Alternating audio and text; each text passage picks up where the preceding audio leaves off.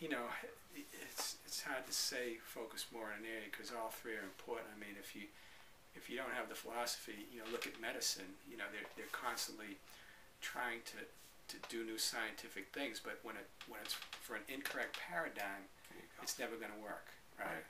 So, but you know, in developing the art, I really believe you need the science, you need the information that science gives you to, you know, make the art better.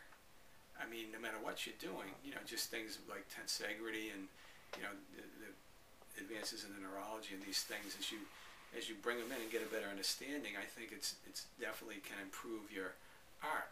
So I mean, you know, the philosophy is important for that reason, to just have the direction of what you're trying to do, and the science is important because that helps you develop the art.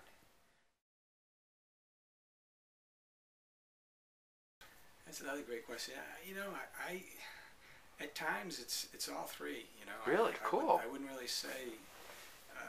I tend to, you know, love to delve into the art, but you know, when I'm sitting through some of these neurology seminars, it's all about information. You know, and in art as well, but a lot of information, and I'm always looking at, you know, how that fits into the philosophy. So you know, I think for me, I think I like to kind of balance all three in terms of how I look at things. And you know, sometimes you're like the whole, you know, it's not really bad. It's taking turns. You know, sometimes you're delving more into one, and then to throw that back at you.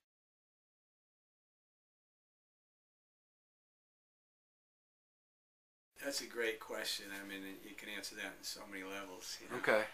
What levels come to mind right away? I'm serious. Yeah. What for you? What levels come to mind right away? One of the things that I try to do within the clinic when I'm with students is that, you know, always never put a damper on that excitement that they have.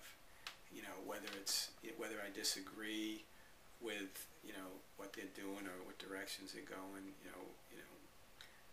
or they're thinking or whatever. But if they have an excitement, you know, I always try to, you know, encourage that, because I think that, you know, it's just a great thing to have something that excites you to move you through school.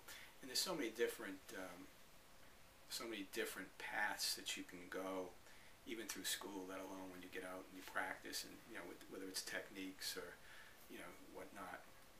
And you know, I think it's really good that, you know, when they have that, to just nurture that. And you know, one of the things that one suggestions I make, I think one of the best things that they can do is to get excited about something. So I tell everybody, I love the clubs, because the clubs are just something that, you know, it's there every week, and it's hands-on. It's the students that are usually the most excited about what they're doing.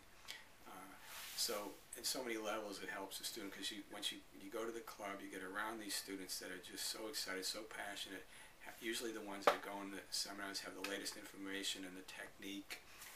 And I tell them, I say, you know, the thing that I get from early quarter students is that, yeah, I'm gonna, you know, eventually go. I'm just trying to get through the studies right now and all that. I say, well, look, pick one. Doesn't matter what it is. I usually encourage them to go for the ones that develop the psychomotor skills, whether it's motion palpation, Gonstead, something where they're actually using their hands, right, and developing those skills. And I say, look, just make it a class. Go every week as if it's a class that you can't miss. You know, make it part of your curriculum. And by the time you get in clinic, you'll be so thankful that you have something that you're confident with, you have an approach, and, you know, technique, adjusting skills, all that. I've been, you know, practicing for over 20 years, and I'm still developing them. You know, I'm still developing my palpation and my adjusting skills, I like to think, anyway.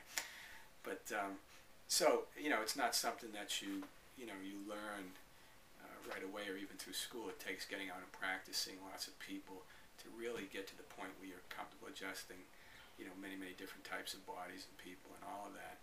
So, you know, that's one of the things I try to encourage. And then, you know, just get involved in the, you know, what's going on there, the philosophy.